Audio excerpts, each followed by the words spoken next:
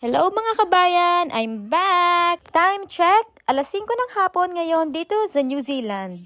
At dahil tapos na ang Daylight Saving Time o DST, ay mabilis nang magdilim dito, hindi katulad nung summer na 9:30 ay palubog pa lang ang araw. Pupunta kami sa isang Chinese restaurant at doon na kami kakain ng dinner. Nakapag-staff party na nga sila noon dito kaya naman familiar na siya sa mga pagkain at sa lugar. Sabi ko nga sa kanya, okay na ako sa fishball at mga kwek-kwek dyan sa kanto. Hala, sabi ko ako huwag nang ligawan at kami nga na may mag-asawa na. Sabi ko nga, di ba ako inilodan mo lang noon kaya nakuha mo ang matamis na oo.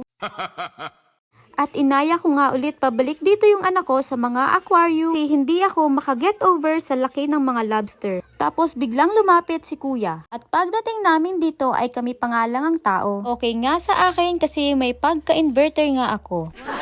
Introvert pala mga kabayan. Ito nga anak ko ay hindi mapakali. Kung saan-saan pumupunta. Tayo talaga nakabasag ikaw ang ibabayad ko. At ayan na nga si Boy Tigasin, ang aming tiga-order at tiga-driver. At inaya ko nga ulit dito sa mga lobster ang aking anak na dinosaur.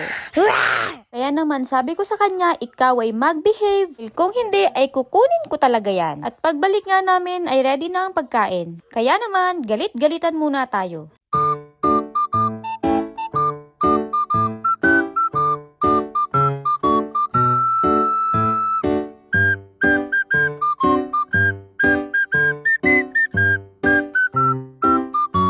Syempre, hindi pwedeng kaming dalawa lang ang busog. Dapat itong little dinosaur din. Busog-lusog, kaya naman uuwi na kami. So, bago yon, konting lakad para matunaw ang taba. At habang naglalakad kami, nakarinig nga ng music itong anak ko. Manang-mana sa kanyang mama and papa, parehas kaliwa ang paa. Bukas nga pala ay May 30, unang araw ng Luma Festival. Kaya naman, abangan nyo po ang aming next vlog bukas. See you mga kabayan! See you on our next vlog! Ingat po tayong lahat!